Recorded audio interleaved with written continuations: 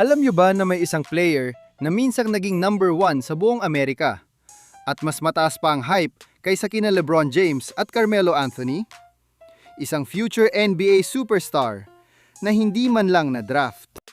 Sa halip, napunta siya sa Pilipinas at naging isa sa pinaka-dominant na import sa PBA. Ito ang kwento ng isang player na nangarap pero tuluyang nawala. Ito ang kwento ni Lenny Cook.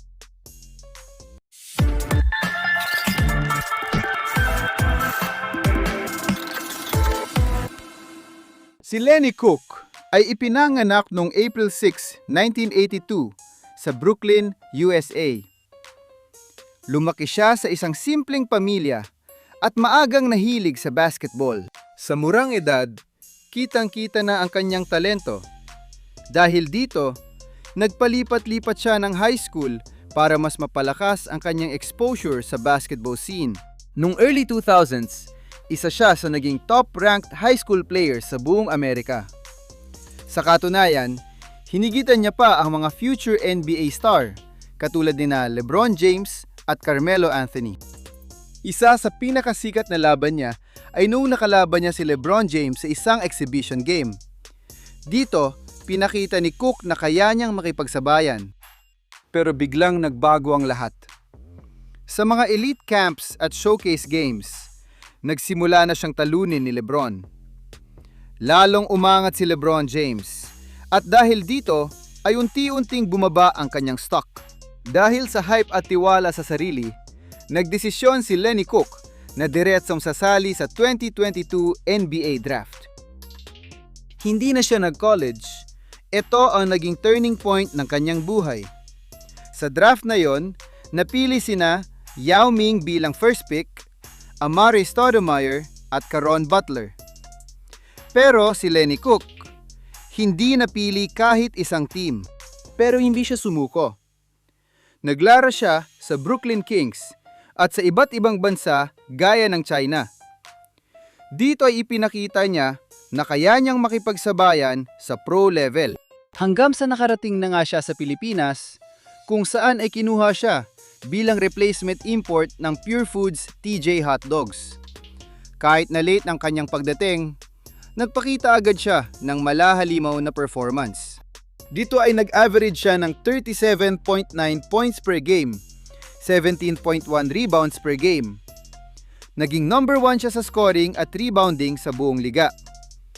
Sa loob ng ilang games, halos buhat niya ang team at naging instant fan favorite siya agad. Pero hindi pa rin nakaabot sa playoffs ang Pure Foods matapos matalo sa wild card. Noong 2004-2005 basketball season, bumalik si Cook sa PBA para pa rin sa Pure Foods team. Pero nagkaroon siya ng ACL. Dahil dito ay natapos ang kanyang season. Nakapaglaro pa siya sa Rockford Lightning ng Continental Basketball Association.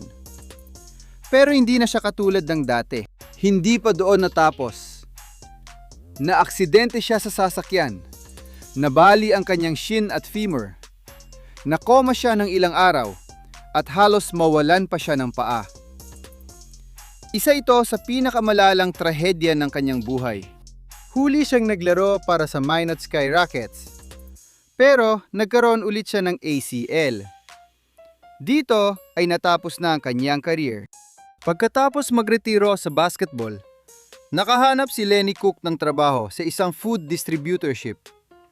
Noong 2016, bumalik siya sa mundo ng basketball bilang assistant coach sa Atlantic City High School at Middle Township, habang nagtuturo rin sa mga basketball camps at clinics.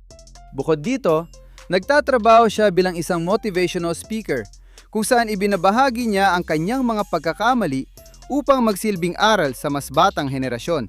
Naging impact specialist din siya sa Volunteers of America, kung saan tumutulong siya sa mga homeless at mga taong bagong labas sa kulungan upang makabalik at makapagsimula muli sa lipunan.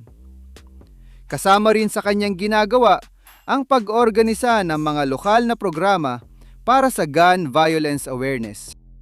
Si Lenny Cook ang naging paksa ng isang 2013 documentary film na pinamagatang Lenny Cook na naglalarawan ng kanyang pag-angat sa basketball, pagbagsak ng kanyang career, at ang kanyang buhay matapos ang basketball. Ang pelikula ay ginawa ng Safdie Brothers at naipasa bilang kalahok sa Tribeca Film Festival noong 2013. Sa huli, ang kwento ni Lenny Cook ay hindi lang tungkol sa basketball.